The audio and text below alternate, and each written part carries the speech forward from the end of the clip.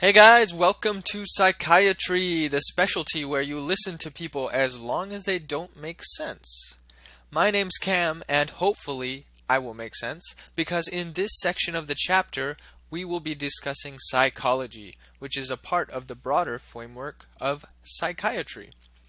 Now, according to the National Board of Medical Examiners website, 10 to 20% of your USMLE exam will be comprised of psychosocial, cultural, and occupational questions. So this section is important, especially if you're looking to give your Step 1 score an extra edge when applying to residency programs. The psychology portion of the psychiatry chapter includes some of the more conceptual topics covered on the boards.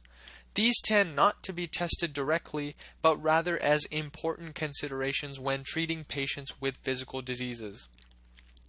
Think of the ethnic, behavioral, and gender considerations when treating a female patient with a disfiguring basal cell carcinoma on her face versus treating a male patient with a renal cell carcinoma that is hidden within his body. Both patients have a cancer, but the psychological ramifications will be quite different. These foundational concepts are important to master, especially when we discuss psychopathology in the next talk. So let's start by talking about how people learn. This is also referred to as conditioning. Now there's two types of conditioning, classical and operant. A simpler way to understand this is that classical conditioning is learning by association, and operant conditioning is learning by consequence. Now also keep in mind that classical conditioning deals with involuntary responses such as cravings, while operant conditioning deals with voluntary responses such as whether or not you will eat another potato chip. See, I'm already associating high-stress exam prep with potato chips for you. Great education and healthy eating. What more could you want? In classical conditioning, a conditioned stimulus, like ringing a bell, is presented at the same time an unconditioned stimulus, like the presence of meat, activates a natural response like salivation. Now, over time, if this is done repeatedly, the conditioned stimulus alone can elicit the natural response without the unconditioned stimulus, and the natural response now becomes called the conditioned response. This is what happened with Pavlov's dogs, where eventually he was able to cause the dogs to salivate just by ringing a bell.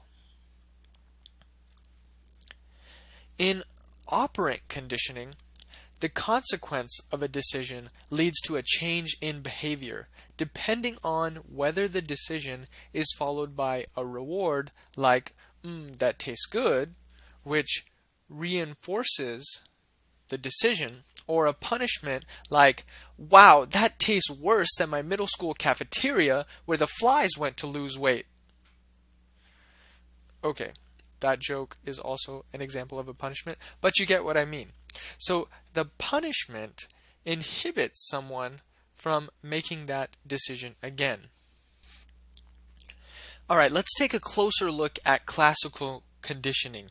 The famous example, of course, of this type of learning is Pavlov's dogs, which I mentioned earlier.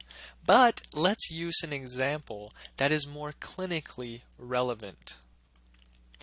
Let's say a smoker has been hospitalized and has to stay in bed due to surgery, and he is being taken care of by a nurse who smokes outside the hospital. And whenever the nurse comes to change the bedding and clean the patient, he gets hot-tempered and starts complaining for a smoke. So what's happening in this example? After smoking for many years, the patient came to associate the smell of cigarette smoke, there's the smell of smoke, with alleviation of his cigarette cravings. When he smelled the cigarette smoke on the clothes of the nurse, his body became expectant of getting to smoke and receive some nicotine. But when he was not able to smoke, the cravings became unbearable for him, and he lost his temper with the staff. So this is classical conditioning.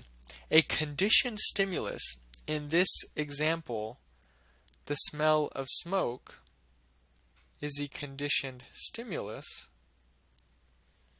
that was previously presented in conjunction with an unconditioned stimulus elicited a natural response, which is the craving for a cigarette. Now, what is the unconditioned stimulus in this case? The unconditioned stimulus is what naturally elicits the craving without any learning required. The unconditioned stimulus is the reduction of activity of nicotinic receptors in the central nervous system. Because the reduced activity of nicotinic receptors in the central nervous system, as the nicotine concentration declines in the patient, naturally leads to a craving. Now, going back to the analogy of Pavlov's dogs, the smell of smoke is like the bell. The relief of cravings is like the food, and the patient has been conditioned to associate the smoke with the expectation of craving, really just like the dog was conditioned to associate the bell with expectation of food. Let me repeat that. The smell of smoke is like the bell, and the patient has been conditioned to associate the smoke with the expectation of craving, just like the dog was conditioned to associate the bell with the expectation of food. So the craving for the cigarette is like salivation for the dogs. Now let's take a closer look at operant conditioning. Operant conditioning refers to a different type of learning in which an action is elicited because it produces a reward or punishment. This differs from classical conditioning in that classical conditioning is based solely on associating stimuli and events with no reward or punishment required. Now there's multiple types of operant conditioning. Let's go back to our smoking example. When smoking produces a desirable reward for the smoker, like a sense of high and feeling stimulated, or maybe weight loss, or feeling cool, this reinforces the behavior. And this is called positive reinforcement. Positive reinforcement. Now, when smoking removes an aversive stimulus, such as reducing the craving for a cigarette, this also reinforces the behavior of smoking. But this time, it's called negative reinforcement. Now, don't get confused by the word negative here. Negative doesn't mean that the person's decisions cause something bad to happen. Rather, it means that the person's decision is being reinforced by removing something bad from the person. Now, let's say the patient finds out that one day they've been diagnosed with squamous cell carcinoma of the lung, which is also the most clearly linked lung cancer to smoking. Now, this can be very frightening news to the patient. And if the patient comes to believe that his lung cancer was caused by his smoking, then this negative consequence or punishment in the patient's mind may motivate him to stop smoking. And that punishment is a sense or a type of operant conditioning. And this punishment is going to lead to the patient to be less likely to repeat this behavior in the future. And the last type of operant conditioning is where discontinuation of reinforcement eliminates a behavior.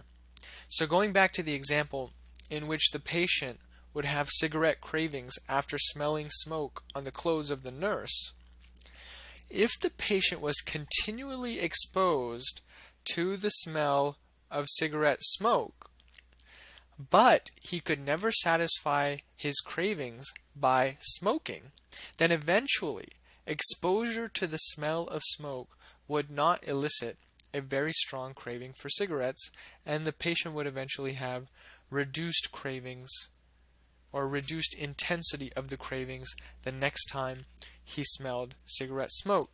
And this is called extinction. Now let me just check that you understand the different types of conditioning. If the sound of a song brings back old memories of fun times for you, what type of conditioning is that? That would be classical conditioning.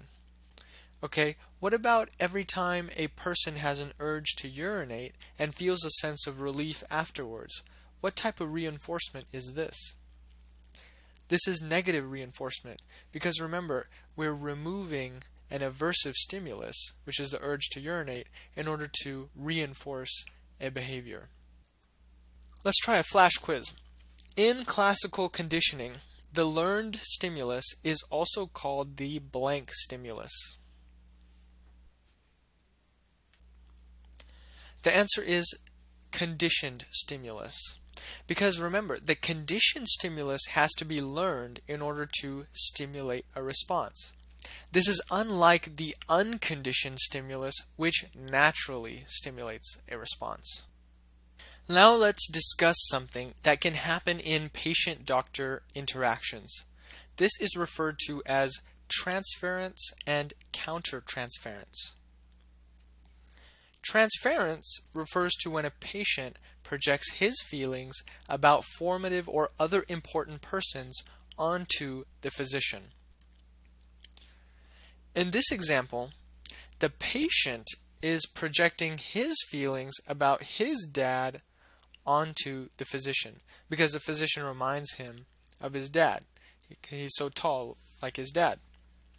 Now in countertransference, this is when a doctor projects his feelings about a formative person onto the patient. So here, the physician is projecting his feelings about his dad onto the patient. And if we are aware of countertransference as physicians, we can prevent emotional reactions from biasing our judgment regarding medical care. So it's important to be aware of transference and countertransference.